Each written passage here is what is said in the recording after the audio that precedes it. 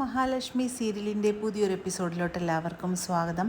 അങ്ങനെ കണ്ണനാണെങ്കിൽ മാർക്കോനോടായിട്ട് ചോദിക്കുന്നുണ്ട്, നിനക്ക് എന്തെങ്കിലും പ്രണയമുണ്ടോ എന്ന് ചോദിക്കുമ്പോൾ മാർക്കോ പറയുന്നുണ്ട്, കണ്ണൻ സാറിനോട് എനിക്ക് നുണ പറയാൻ പറ്റാത്തത് കൊണ്ട് മാത്രം ഞാൻ പറയാം, എനിക്ക് ചെറുതായിട്ടൊരു പ്രണയമുണ്ടെന്ന് പറയുന്നു. അപ്പോൾ എത്രയും പെട്ടെന്ന് നിങ്ങളുടെ വിവാഹം നടത്തണമെന്നെല്ലാം കണ്ണൻ പറയുമ്പോൾ മാർക്കോ പറയുന്നുണ്ട്, അതിനൊക്കെ ചെറിയ തടസ്സമുണ്ട് സാറേ, അതുകൊണ്ട് അത് ഉടനെ ഒന്നും നടക്കില്ല എന്ന് പറയുന്നുണ്ട്. പിന്നീട് മാർക്കോ ആ ദിവ്യമായിട്ടുള്ള അമ്മയുടെ അടുത്തോട്ട് ചെല്ലുന്നുണ്ട്. അമ്മയാണെങ്കിൽ പ്രാർത്ഥനയിൽ തന്നെ മുഴുകിയിരിക്കുകയാണ്. അങ്ങനെ അമ്മയുടെ അടുത്ത് ചെല്ലുന്ന മാർക്കോ ആണെങ്കിൽ ആ അമ്മയോടായിട്ട് പറയുന്നുണ്ട്, മഹാലക്ഷ്മിയുടെ കുഞ്ഞ് രക്ഷപ്പെട്ടത് എന്തോ ദൈവാധീനം കൊണ്ട് മാത്രമാണ്, അല്ലെങ്കിൽ ആ കുഞ്ഞ് നഷ്ടപ്പെട്ടേനെ എന്നെല്ലാം പറയുമ്പോൾ അമ്മ പറയുന്നുണ്ട്, അതൊരിക്കലും നഷ്ടപ്പെടില്ല.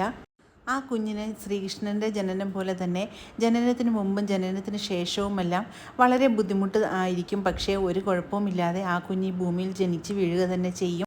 അമ്മയെക്കാട്ടിയും അച്ഛനെക്കാട്ടിയും എല്ലാം ഒരു കഴിവുള്ള ഒരു കുഞ്ഞ് തന്നെയായിരിക്കും മഹാലക്ഷ്മിക്ക് ജനിക്കുന്നതെന്നെല്ലാം അമ്മ പറയുന്നത് കേൾക്കുമ്പോൾ വളരെയേറെ സന്തോഷിക്കുന്നുണ്ട് മാർക്കോ. എന്നിട്ട് പറയുന്നുണ്ട്, ആ പ്രതാപനെ കൊല്ലേണ്ടതായിരുന്നു എന്ന് പറയുമ്പോൾ ആ പ്രതാപനിട്ട് ഞാൻ നല്ലൊരു പണി കൊടുക്കുന്നുണ്ട്. പ്രതാപനാണെങ്കിൽ ഇനിയുള്ള രാത്രികളിലെല്ലാം കരയുന്ന രാത്രികളായിരിക്കും വരാൻ പോകുന്നതെന്നെല്ലാം അമ്മ പറയുന്നുണ്ട്. പിന്നീട് പ്രതാപനാണെങ്കിൽ ഉറക്കത്തിൽ നിന്നും ഞെട്ടി എഴുന്നേൽക്കുന്നു. അതിനുശേഷം റൂമിൽ നിന്നും തന്നെ ഇറങ്ങിപ്പോവുകയാണ് പ്രതാപൻ.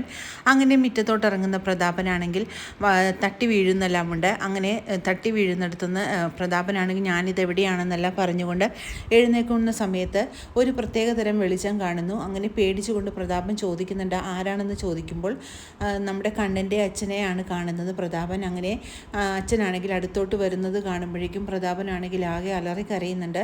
അയ്യോ എന്നെ ഒന്നും ചെയ്യല്ലേ എന്ന് പറഞ്ഞുകൊണ്ട് അലറിക്കരഞ്ഞുകൊണ്ട് പ്രതാപനാണെങ്കിൽ ബോധം കെട്ട് വീഴുകയാണ്.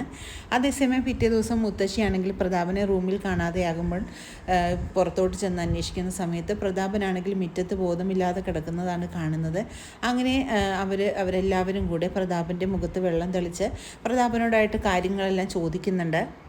താൻ എന്തിനാണ് രാത്രി പാതിരാക്ക് മുറ്റത്തോട്ട് ഇറങ്ങിയതെന്ന് ചോദിക്കുന്ന സമയത്ത് പ്രതാപനാണെങ്കിൽ ഒന്നും പറയാൻ പറ്റാതെ നിൽക്കുകയാണ്. പ്രതാപൻ പറയുന്നുണ്ട്, ഞാനൊരു ആത്മാവിനെ കണ്ടു, അത് കണ്ട് ഭയന്നാണ് ഞാനിപ്പോൾ ബോധം കെട്ട് വീണത്, പക്ഷേ എന്താണ് സംഭവിച്ചതെന്ന് പിന്നീട് എനിക്കറിയില്ല എന്നെല്ലാം പറഞ്ഞുകൊണ്ട് പ്രതാപനാണെങ്കിൽ ആകെ പേടിച്ച് വിറയ്ക്കുന്നുണ്ട്. അതേസമയം തോമസ് വൈദ്യൻ പറയുന്നുണ്ട്, താൻ ആരെങ്കിലും കൊന്നോ, അതുകൊണ്ടായിരിക്കും തൻ്റെ പിറകെ ഇങ്ങനെ പ്രേതങ്ങളെല്ലാം അലഞ്ഞു തിരിഞ്ഞ് നടക്കുന്നതെന്ന് പറയുമ്പോൾ പ്രതാപനാണെങ്കിൽ ഇത് കേട്ട് ആകെ ഞെട്ടിത്തരിച്ച് പോകുന്നുണ്ട്. അതിനുശേഷം തോമസ് വൈദ്യം പോയതിനു ശേഷം മുത്തശ്ശി ചോദിക്കുന്നുണ്ട്, എടാ നീ ആരെയാടാ കണ്ടതെന്ന് ചോദിക്കുകയാണ്. അപ്പോഴേക്കും ഞാനാണ് കണ്ണൻ്റെ അച്ഛനെയാണ് കണ്ടത് അമ്മയെന്ന് പറയുന്നതും മുത്തശ്ശിയാണെങ്കിൽ ആകെ ഞെട്ടിപ്പോകുന്നുണ്ട്. അയാളാണെങ്കിൽ ഗതി കിട്ടാതെ അലയുകയാണ്, അതുകൊണ്ടാണ് നിൻ്റെ പിറകെ അയാൾ കൂടിയിരിക്കുന്നത്, അത് നിന്നെയും കൊണ്ട് തന്നെയായിരിക്കും പോകുന്നതെന്നല്ല മുത്തശ്ശി പറയുന്നത് കേട്ട് പ്രതാപനാണെങ്കിൽ അമ്മ എന്നെ ഇങ്ങനെ പേടിപ്പെടുത്തല്ലേ എന്നെല്ലാം പറഞ്ഞുകൊണ്ട് വളരെയേറെ ഭയപ്പെടുന്നുണ്ട്. പിന്നീട് കരുണയാണെങ്കിൽ ദുർഗയോടായിട്ട് പറയുന്നുണ്ട്, അവൾക്ക് ഒരിക്കലും ഒരു സ്വസ്ഥതയും സമാധാനവും കൊടുക്കരുത്, അവളുടെ കുഞ്ഞിനെ നമുക്കില്ലാതാക്കാനായിട്ട് പറ്റിയിട്ടില്ല, അതുകൊണ്ട് അവൾക്ക് നമ്മൾ ഓരോ തിരിച്ചടികളായിട്ട് കൊടുത്തുകൊണ്ടേയിരിക്കണം. അങ്ങനെ അവളുടെ കുഞ്ഞിന് എന്തെങ്കിലും ഒരു വൈകല്യങ്ങൾ ഉണ്ടാകുകയും അവൾ പ്രസവിക്കുന്ന കുഞ്ഞ് ചാപിള്ളയായിട്ട് മാറുകയും ചെയ്യും അമ്മേ, അതുകൊണ്ട് അതിനു വേണ്ടി നമുക്ക് കാത്തിരിക്കാമെന്നെല്ലാം കരുണയാണെങ്കിൽ ദുർഗയോടായിട്ട് പറയുമ്പോൾ ദുർഗയാണെങ്കിൽ ഇതിനെല്ലാം കേട്ട് വളരെയേറെ സന്തോഷിക്കുകയാണ്. പിന്നീട് ജോലി നഷ്ടപ്പെട്ട ഉണ്ണിയാണെങ്കിൽ എന്ത് ചെയ്യണമെന്നറിയാതെ ആകെ ഒരു വല്ലാത്ത അവസ്ഥയിൽ തന്നെ ഇരിക്കുകയാണ്.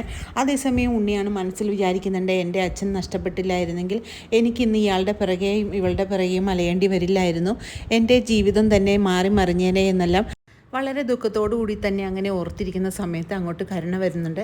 എന്നിട്ട് കരുണ പറയുന്നുണ്ട്, എന്താ ഉണ്ണിയേട്ട ഇത്ര വലിയ ആലോചന, അവളെ അവിടെ നിന്ന് പുറത്താക്കാനുള്ള എന്തെങ്കിലും ശ്രമം നോക്ക്, അല്ലാതെ ഇങ്ങനെ ആലോചിച്ചുകൊണ്ടിരുന്നുകൊണ്ടൊന്നും ആയില്ല എന്ന് പറയുമ്പോൾ ഞാൻ എൻ്റെ അച്ഛനെക്കുറിച്ചാണ് കരുണ ആലോചിച്ചിരുന്നത്. എൻ്റെ അച്ഛനുണ്ടായിരുന്നെങ്കിൽ ഈ ഒരു ബുദ്ധിമുട്ട് എനിക്ക് വരില്ലായിരുന്നു, എൻ്റെ ജോലിയിൽ നിന്നും എന്നെ പിരിച്ചുവിടേണ്ട യാതൊരു അവകാശവും അവനിക്കും അവൾക്കും ഉണ്ടാകില്ലായിരുന്നു, അതുകൊണ്ടല്ലേ ഞാനിപ്പോൾ ഇതെല്ലാം കിടന്ന് അനുഭവിക്കുന്നതെന്ന് പറയുകയാണ്. അതിനെല്ലാം കാരണം ആ ലോറി ഡ്രൈവറാണ്, അയാൾ ഒരിക്കലും നല്ലപോലെ ജീവിക്കില്ല, അയാൾ പുഴുത്ത് തന്നെ മരിക്കുമെന്നെല്ലാം പറയുന്നത് കേട്ട് കരുണയാണെങ്കിൽ അത് ഞെട്ടിത്തെരിക്കുന്നു. കാരണം സ്വന്തം അച്ഛനെയാണല്ലോ ഉണ്ണിയേട്ടൻ പറയുന്നത് കേട്ടിട്ട് കരുണയാണെങ്കിൽ ആകെ പേടിച്ച് വിറയ്ക്കുന്നുണ്ട്. ഇനി ഏതെങ്കിലും വഴിക്ക് ഉണ്ണിയേട്ടൻ ഇതറിഞ്ഞിട്ടുമാണോ എന്നോട് സംസാരിക്കുന്നതെന്നെല്ലാമുള്ള ഒരു ഭയത്തോടു കൂടി തന്നെയാണ് കരുണ ഉണ്ണിയെ നോക്കുന്നത്. അങ്ങനെ വളരെ ത്രില്ലിംഗ് ആയിട്ടുള്ള ഒരു എപ്പിസോഡുകളാണ് ഇനി വരാനിരിക്കുന്നത്. ഈ റിവ്യൂ ഇഷ്ടമാകുകയാണെങ്കിൽ ലൈക്കും ഷെയറും സബ്സ്ക്രൈബും ചെയ്ത് സപ്പോർട്ട് ചെയ്യണേ. പുതിയൊരു എപ്പിസോഡിനായിട്ട് നമുക്ക് കാത്തിരിക്കാം.